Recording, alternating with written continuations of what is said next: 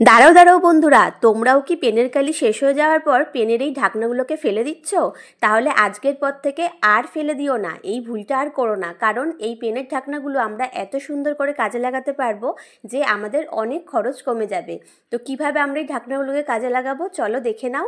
বন্ধুরা, আমাদের ছাদে জামা কাপড় মেলার সময় আমরা কিন্তু জামা কাপড়ের ক্লিপ হিসাবে এই ঢাকনাগুলোকে ব্যবহার করতে পারবো। তাতে কিন্তু আমাদের আর ক্লিপ কিনতে লাগবে না এবং আমাদের খরচও কমে যাবে।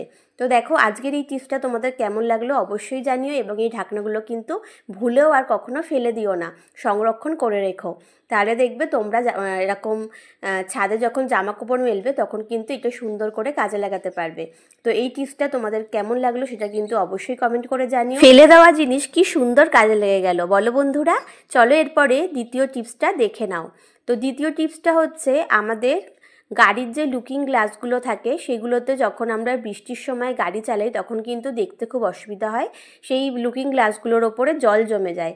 তো সেই সমস্যাটা কিভাবে তোমরা দূর করবে সেই টিপসটি আজকে তোমাদের সাথে শেয়ার করব। তো দেখো, আমাদের শহরে এরকম মোম সবারই থাকে, তো আমরা এরকম মোম নিয়ে নেবো, নিয়ে সেই লুকিং গ্লাসের ওপর পুরোটা এরকম ঘষে ঘষে লাগিয়ে নেবো। সেটা বাইক হোক, স্কুটি হোক বা গাড়ি হোক, যেটারই লুকিং গ্লাস হোক সেগুলোতে আমরা এরকমভাবে লাগিয়ে নেবো। তো আমি দেখো এরকম পুরোটা কভার করে লাগিয়ে নিয়েছি।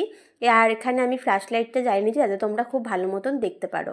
তো দেখো আমি পুরোটা কভার করে কিন্তু মোম দিয়ে এইভাবে লাগিয়ে নিয়েছি। তো তোমরাও এইভাবে ঘষে ঘষে সুন্দর করে কভার করে লাগিয়ে নেবে।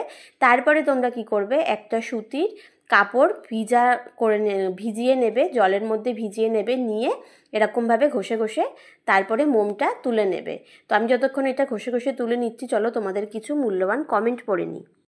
চম্পা ঘোষ লিখেছে গৌহাটি আসাম থেকে, শিল্পী চক্রবর্তী কলকাতা থেকে, সুমিতা ঘোষ খুব ভালো লাগলো এই নিয়মটা, অনেক অনেক ধন্যবাদ। নমিতা দেব লিখেছেন ত্রিপুরা থেকে, দীপশ্রী নস্কর লিখেছে দারুণ লাগলো, সুজাতা পাল লিখেছে ভেরি গুড, অনেক অনেক ধন্যবাদ। এরপরে কে কমেন্ট করেছে চলো দেখে নিই।